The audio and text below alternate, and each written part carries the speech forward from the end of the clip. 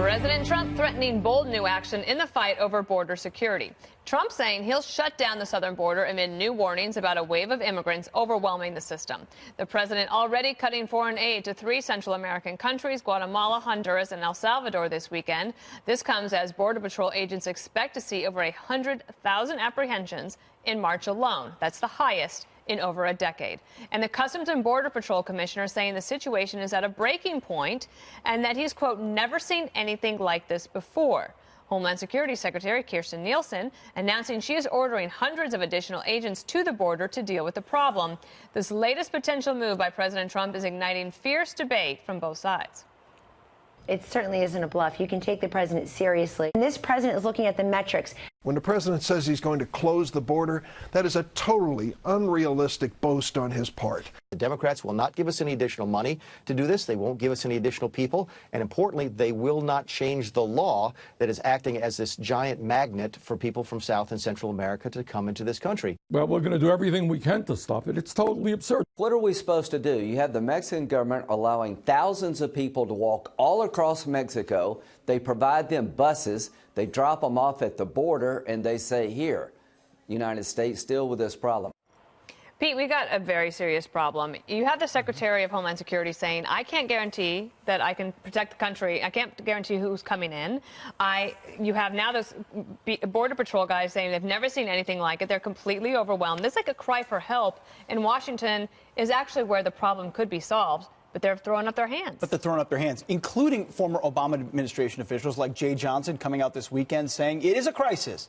1,000 a day when I was the DHS secretary would have been a bad day. Yep. Now we've got 4,000 a day. To not call it a crisis is to just totally deny reality. reality. Even Bernie Sanders, though, did call it a crisis this weekend. But they call it a different kind of a crisis in a certain sense. They don't see it as a law and order crisis. They don't see it as a reflection of the fact that this president's been serious about this problem and Congress never has been. And why do we keep trying to do things that don't work? On the questions of aid to Guatemala, El Salvador, and Honduras. You have leaders of those countries that are helping to facilitate their citizens to leave those countries through Mexico to our country. Yet we spend hundreds of millions of dollars, billions over years, trying to fix their governmental structures and their economy so that we don't have this problem. At what point do you say, this aid isn't working, so we're going to curtail it because it's not helping us improve the situation on our border? Two of those governments are center-right and are supportive of the United States. And I don't know, how do you feel about cutting off the aid? Do you think that will actually help us or backfire? Backfire tremendously. Look at the percentage of where the money goes, Dana. It's like 40% of the money goes to economic aid to try to stabilize and help those economies grow so people can have jobs there. More than half of the money goes to either law enforcement or crime suppression, in other words, dealing with gangs and the like. So again, that makes people feel safer there, less violence there, less likely to decide that it's worth their time to enter into a trip. But they are leaving in droves. Even more than ever. Because, again, and, Dana's here. She's made this point on the show repeatedly. We need to invest in those countries substantially as a first step to stop people from making that trip. But I would say this. I don't think closing the border is going to help us if the problem is the humanitarian crisis. I think that more people will come to the border if they say, oh, the border's being closed, the border's closed, and then you're going to have to detain more people. And we know the big problem here, this is what people are talking about, Pete, is that we don't have the facilities or the staff to deal with this. Because the Democrats don't want to fund it. They do want to fund it, but they don't want to play what has been Donald Trump's cruel politics of family separation. Well, that's telling this is the frustrating we have part, a wall. Right? That just doesn't work. That's good, Lisa. Well, Dana, what I think President Trump is doing right now is trying to put as much pressure on Congress to actually do something, because there are easy solutions to try to solve this problem with this influx of Central Americans seeking asylum in the country. You can do things like the Flores Decree. You can close loopholes, like a loophole in the 2008 anti-human trafficking law that changes the way, differentiates the way you treat Central American unaccompanied minors versus those coming from Mexico. There's things that Congress can do. Or look at our asylum and look at the disconnect between the amount of people that pass that initial screening, but just a really small amount, like 9%, that actually get granted asylum in the courts. But instead, Congress has been making the problem worse. And we see that with the conferee solution that came for DHS funding. And essentially what they did is you had Democrats trying to reduce the amount of ICE detention bills. You had them tying the hands of President Trump in both funding for a wall and the way that he could build the wall, and then even things like Section 224, which essentially gives deportation immunity to potential sponsors with unaccompanied minors. So instead of helping the situation, Congress has made it worse. Well, that is sometimes the way it works. No, Congress making it worse? What's in our water? I know you're shocked, Tyrus. Okay, what do you think about the shutting down of the border? That's a Financially, that's dangerous for us. But yeah. There's a crisis within a crisis, and we don't have enough Border Patrol agents to cover this. So what we're doing is we're taking them away from our sea and airports to where we protect around to go to this situation, which is leaving us vulnerable. And I was doing some investigating, and the hiring process is broken to get these Border Patrol agents out there. 9 out of 10 applicants fail the polygraph, which means it's really, like, if they make, especially with our veterans a lot of times are turned away because one of the questions, like, have you ever killed anyone? And someone in combat has a combat kill, they're automatically disqualified. So getting... Is that right? That's, according to my source, yes. That's wild to me. We're going to have to look into that, Pete. We need to look into that. We would have to look into that. Yeah. So, those are the guys we want. And also I've heard that the morale for the people that are there is really low. Well, they're exhausted.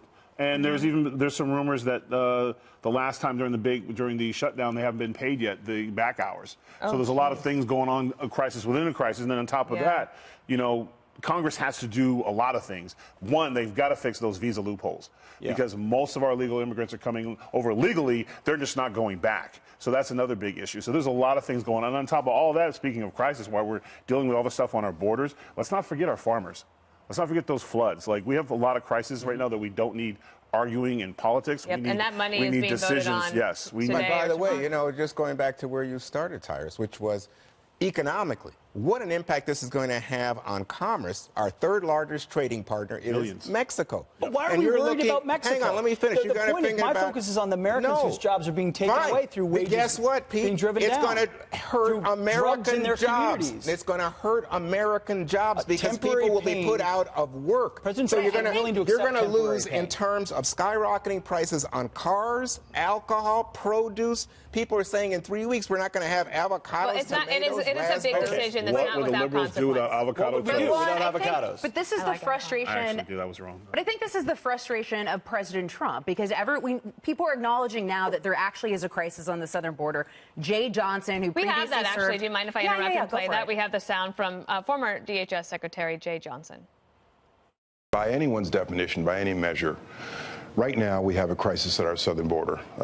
According to the commissioner of CBP, there were 4,000 apprehensions in one day alone this past week, and we're on pace for 100,000 apprehensions on our southern border this month. That is by far a greater number than anything I saw on my watch in my 3 years as Secretary of Homeland Security. No, I mean, it probably helps to hear from the guy himself. But as he laid out there, this is worse than what he saw when he served as DHS Secretary. So I think the fact that he's entering the fray, he's going on TV, he's talking about this crisis, one, is acknowledgement of the fact that there really is a lot going on at the southern border that we need to be paying attention to. And it lends a lot of credibility because the left and the media cannot say that this is manufactured crisis from President Trump with him weighing in. It's not a caravan. It's not an invasion. It sure is, and we mentioned it's an invasion. I think 100,000 people a month is a lot. I hate the word invasion. We don't know who they are. Those standards, we barely know why they're coming. We are at a low point, Pete. They exploit our laws.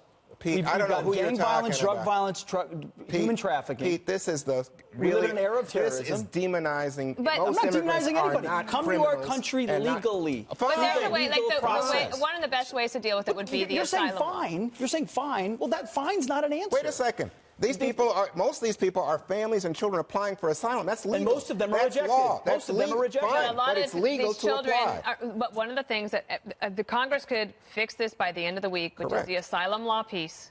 That piece of it, you could fix that and then deal with all of these other things and the descriptions and everything. That actually could help everybody, including those children who should not be put in that dangerous position. All right, next. Dana for Congress.